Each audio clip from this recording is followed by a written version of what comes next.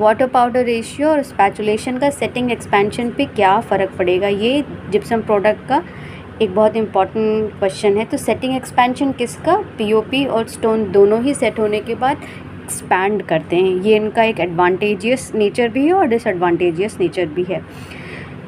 तो इसमें क्या, इस सेटिंग एक्सपेंशन डिक्रीज़ कर रहा है या सेटिंग एक्सपेंशन बढ़ रहा है या घट रहा है, ये एक बात पे डिपेंड करता है कि जो भी सेट मटेरियल है उसके स्क्वायर फिट में कितने न्यूक्लियाई ऑफ क्रिस्टलाइजेशन है।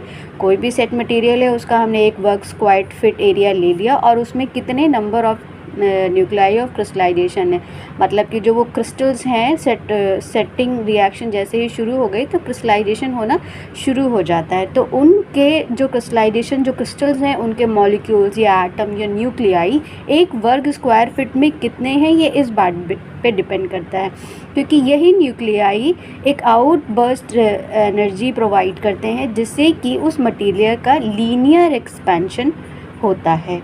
होप यहाँ तक कि क्लियर हो गया होगा कि सेटिंग एक्सपेंशन किस बात पे डिपेंड करता है कि उस मटेरियल के एक स्क्वायर फिट में कितने number of nuclei of crystallization है।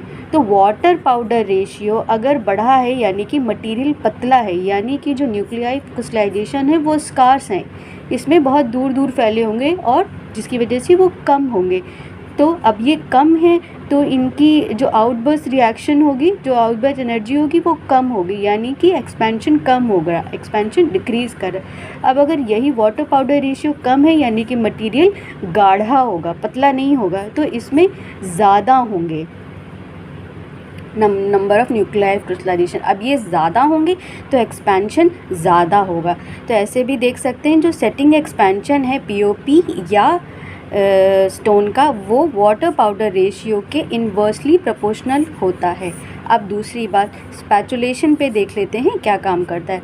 स्पैचुलेशन जब हम करते हैं तो number of nuclei of crystallization जो हैं वो ब्रेक होते हैं, एटम्स ब्रेक होते हैं। अगर हम धीरे धीरे चलाएंगे स्पैचुलेशन, अगर हमने तेज़ किया है स्पैचुलेशन, अगर हमने बढ़ा दिया है, तो ये जितनी तेज़ हम चलाएंगे ये उतनी जल्दी ब्रेक होंगे, यानी कि इनके नंबर्स बढ़ जाएंगे, इनके नंबर्स बढ़ जाएंगे तो एक्सपेंशन बढ़ जाएगा। और अगर हमने स्पैचुलेशन धीमे धीमे किया है तो इतने में ये कम रहेंगे, यानी कि एक्सपेंशन कम होगा।